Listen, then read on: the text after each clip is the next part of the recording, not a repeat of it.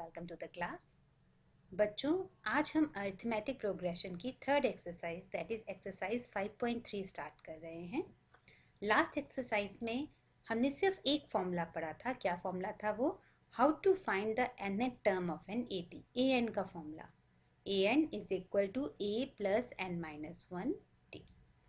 अब हम next exercise start कर रहे हैं 5.3। तो इसमें देखते हैं हमारे पास क्या कौन से नए फॉर्मूलेज आएंगे। तो आपका अब नया फॉर्मूला होगा to find the sum of first n terms of an AP. अगर आपको एक एपी गिवन है तो उसकी n टर्म्स का सम कैसे निकालोगे? तो उसका क्या फॉर्मूला होता है बच्चों? Sum of n terms is equal to n by 2 a plus l। n मतलब कितनी टर्म्स का सम निकालना है। a आपको पता ही है, first term of the AP. l आपको पता ही है, last term of the AP. तो सम ऑफ n टर्म्स निकालने का एक तो ये फॉर्मूला है, ठीक है। एक और फॉर्मूला है, sum of n terms is equal to n by 2 2a plus n minus 1 t। ठीक है, ये पहले वाले फॉर्मूले से आप ड्राइव कर सकते हो। देखो कैसे। अगर मान लो आपके पास n टर्म्स है तो ये n बाय 2 हो गया a, और लास्ट टर्म की वैल्यू क्या होगी? लास्ट टर्म मतलब nth टर्म होगी, क्योंकि आपके एपी में n टर्म्स है। तो a plus n minus 1 t।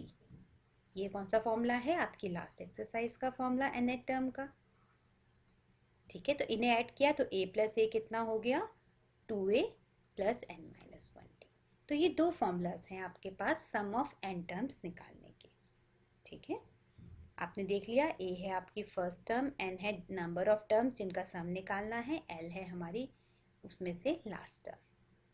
चलो क्वेश्चन देखते हैं, क्वेश्चंस कैसे हैं इसके। अभी स्टार्टिंग के क्वेश्चंस बेटा बिल्कुल बेसिक है, simple application of the formula. ठीक है, मगर इसकी प्रैक्टिस ज़रूरी है ताकि आपको फॉर्मूला को अप्लाई करना आए। देखो क्या क्वेश्चन है, find the sum of the following AP. एक एपी गिवन है आपको इसकी 10 टर्म्स का सम निकालना है। तो देखो क्या क्या डाटा गिवन है आपको। ए गिवन है फर्स्ट टर्म 2, कॉमन डिफरेंस आप निकाल सकते हो, second term minus first term करके 5 आ गया। नंबर ऑफ टर्म्स जिसका सम निकालना है वो कितनी है? 10। तो हमारा फॉर्मूला क्या था? कौन सा वाला फॉर्मूला लगाएंगे? देखो, जब हमें लास्ट टर्म की वैल्यू पता ना हो तो ये सेकंड वाला फॉर्मूला लगता है, और अगर हमें लास्ट टर्म की वैल्यू पता हो तो इसका फर्स्ट वाला फॉर्मूला लगता है। तो इसमें अभी लास्ट टर्म की वैल्यू पता नहीं है तो हम सेकंड वाला फॉर्मूला लगाएंगे। Sum of n terms is equal to n by 2 2a plus n minus 1 d। Value substitute करेंगे, n की जगह 10, a की जगह 2, यहाँ n की जगह 10। तो कितना हो जाएगा वैल्यू बेटा आपकी? 2 5 ज़ा 10, 2 2 ज़ा 4, और 10 माइनस 1 9, 5 9 ज़ा 45। 9 4 प्लस 45 कितना हो गया बेटा? 49। तो 5 इंटू 49 हो गया 245। ये क्या आया आपका? सम ऑफ 10 टर्म्स। ठीक है, एक और देखिए बच्चों।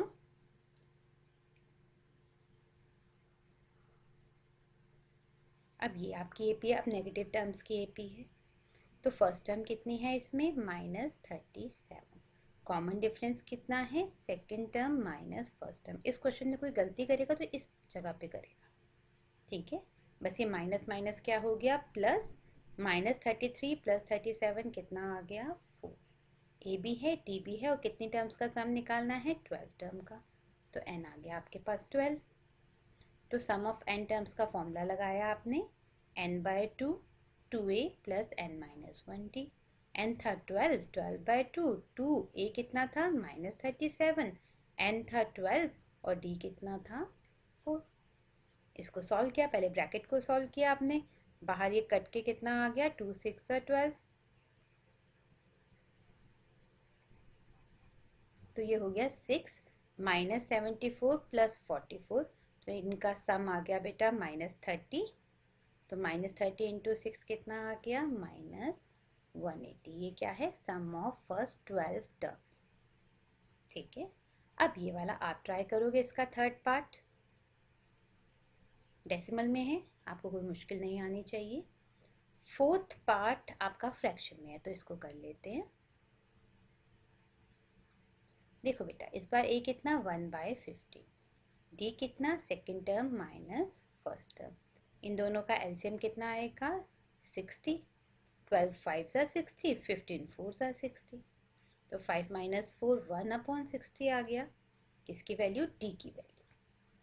अब वैल्यू सब्सिट्यूट करते हैं, सम ऑफ 11 टर्म्स निकालना था, हमने ये वाला फॉर्मूला चूज़ किया क्योंकि हमें लास्ट टर्म की वैल्यू नहीं पता थी, तो सम ऑफ 11 टर्म्स आ गया हमारा 11/2, 2a कितना है 1/15 प्लस n माइनस 1 मतलब 11 माइनस 1, डी कितना है 1/60, तो ये हो गया 2/15 और 11 माइनस 1 10/60। इसे कट भी कर सकते थे पर रहने दो क्योंकि एलसीएम 15 और 60 का 60 ही हो जाएगा, क्योंकि 15 के टेबल में 60 आता है, तो 60 एलसीएम हो गया, 15 4 ज़ा 60, 4 2 ज़ा 8 हो गया, 8 प्लस 10 18/60, कैंसिल किया बच्चों, 2 9 ज़ा 18 और ये 3 से कैंसिल हो गया, तो आंसर क्या आ गया आपका 33/20। ये था बच्चे आपका फर्स्ट क्वेश्चन, इसका एक पार्ट आप करके देखोगे। सब डाटा गिवन था, एपी ही गिवन थी, एन भी गिवन था, कितने टर्म्स का सम निकालना है, आपने सेकंड वाला फॉर्मूला लगाया, उसमें बस वैल्यू डाली और सिंपल मैथमेटिकल कैलकुलेशन है आपकी, ठीक है। अब देखते हैं सेकंड क्वेश्चन में क्या डिफरेंस है।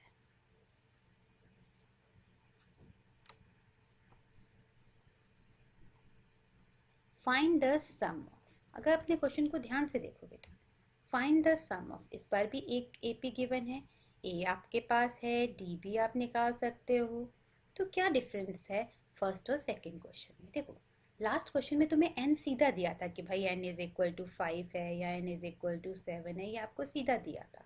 इस बार ऐसा नहीं है, कितनी टर्म्स का सम निकालना है ये तो नहीं पता, पर लास्ट टर्म की वैल्यू पता है, तो इसमें ये दोनों एक्सरसाइज कंबाइंड हो जाती है, क्योंकि पहले फॉर्मूला लगेगा लास्ट एक्सरसाइज वाला। हम क्या करेंगे, हमें ये तो पता है कि लास्ट टर्म है, अगर हमें नंबर ऑफ टर्म्स निकालनी है तो हमें इस टर्म की वैल्यू नंबर निकालना होगा।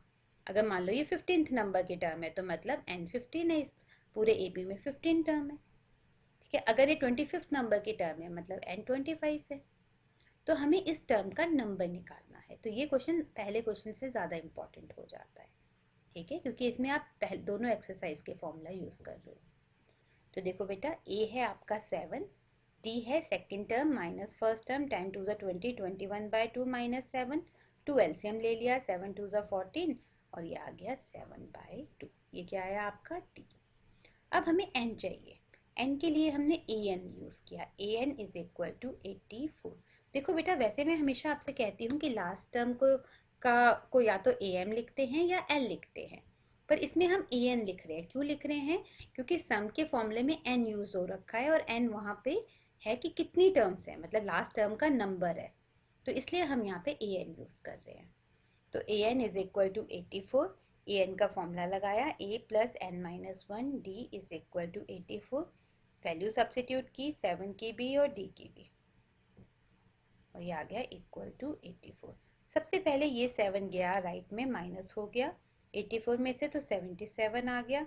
अब ये जाएगा राइट हैंड साइड में, अब ये राइट हैंड साइड में कैसे जाएगा, 2 मल्टीप्लाई में चला जाएगा और 7 डिवाइड में चला जाएगा, और किसकी वैल्यू आ जाएगी, n माइनस 1 की, तो n माइनस 1 की वैल्यू आई 77 इंटू 2/7, तो ये कैंसिल हो गया, ये 22 आ गई, तो n की वैल्यू हो गई 23। अब हमारे पास सब कुछ है बेटा, ए भी है, डी भी है, एन भी है। अब हमें क्या निकालना है, सम ऑफ एन टर्म्स। तो कौन सा फॉर्मूला लगाएं, ऐसा नहीं है कि आपको यही लगाना है, पर ये आपको ईजी रहेगा। तो सम ऑफ एन में आप ये वाला लगा दो, क्यों, क्योंकि आपको लास्ट टर्म की वैल्यू पता है, पर दूसरा भी लगाओगे तो आंसर तो सेम ही आएगा, ठीक है। तो n/2 a प्लस एल, ये आपकी लास्ट टर्म, ये आपकी फर्स्ट टर्म। आपने इसको सॉल्व किया, 23/2, इन दोनों का सम 91 हो गया, मल्टीप्लाई किया 2093/2 हो गया, इस क्योंकि ये इम्प्रॉपर फ्रैक्शन था तो इसको मिक्स फ्रैक्शन में कन्वर्ट कर दिया, डेसिमल में जाने की ज़रूरत नहीं है एपी में। अगर इम्प्रॉपर फ्रैक्शन आ जाता है तो मिक्स फ्रैक्शन में कन्वर्ट कर दो, एपी में आंसर ज़्यादातर आपके डेसिमल्स में नहीं जाते, ठीक है, नहीं लिखते आप, लिख दो तो ऐसा कोई प्रॉब्लम नहीं है कि आपके मार्क्स कटेंगे, पर ज़रूरत नहीं है। देखो बेटा, ये भी एक एपी है, वही सेम प्रॉब्लम, ए कितना है हमारे पास 34, डी कितना है 32 माइनस 34 दैट इज -2, और एन की जगह मेरे पास ए एन है, मतलब टर्म के नंबर की जगह मेरे पास टर्म की वैल्यू है। तो टर्म का नंबर किससे निकलेगा? ए एन वाले फॉर्मूले से, जनरल टर्म के फॉर्मूले से।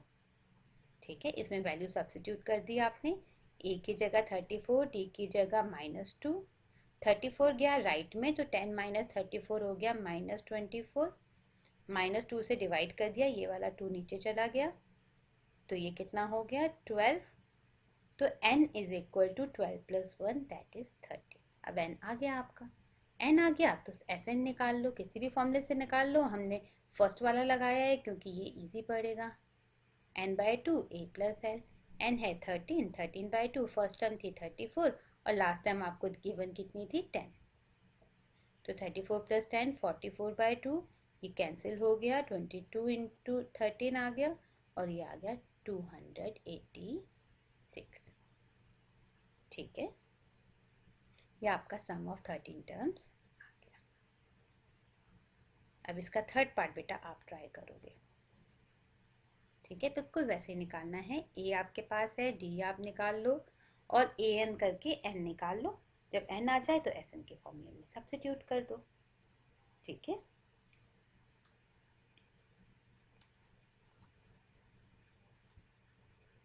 अब थर्ड क्वेश्चन देखते हैं।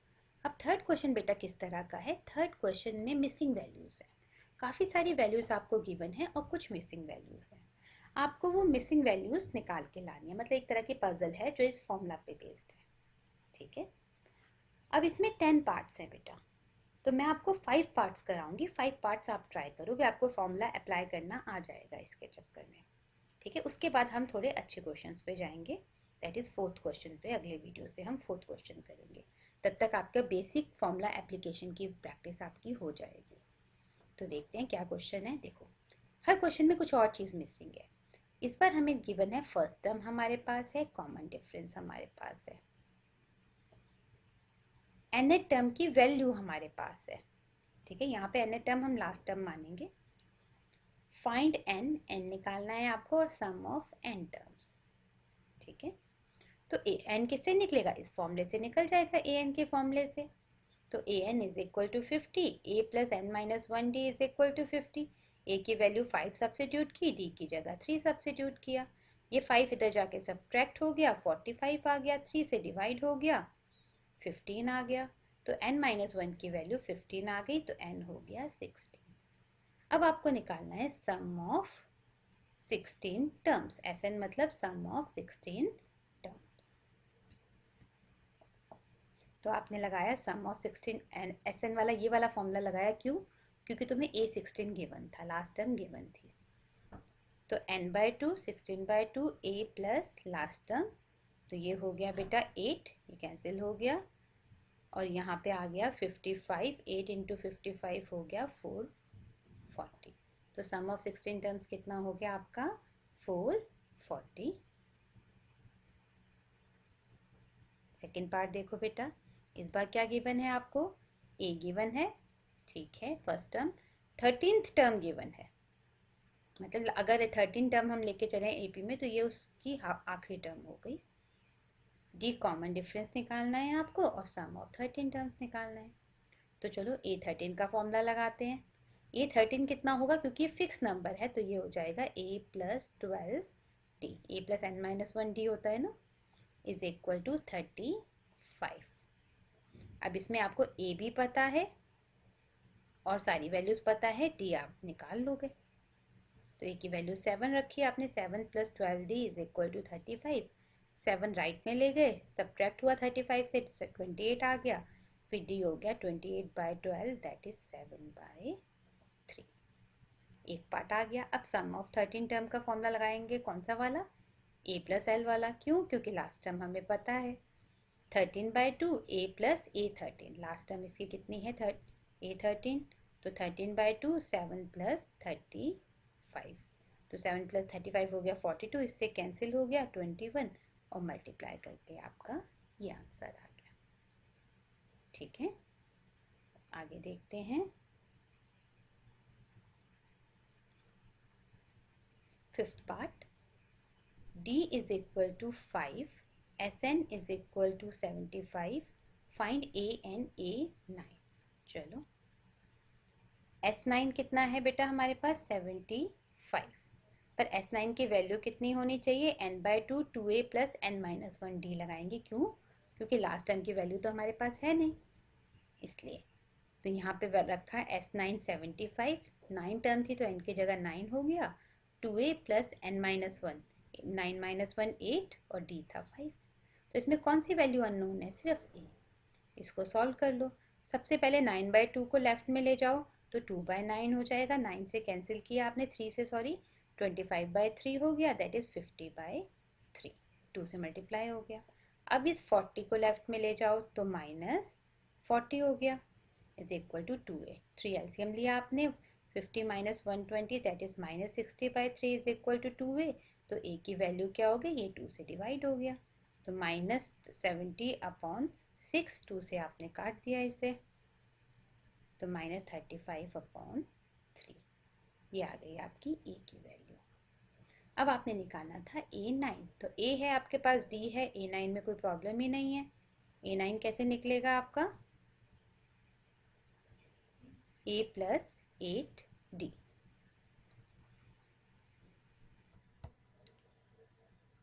तो A9 हो जाएगा बेटा आपका a प्लस 8d।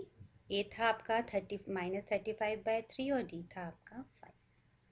5 8 ज़ा 40, आपने 3 एलसीएम ले लिया तो -35 प्लस 120, तो ये आ गया A9 85/3।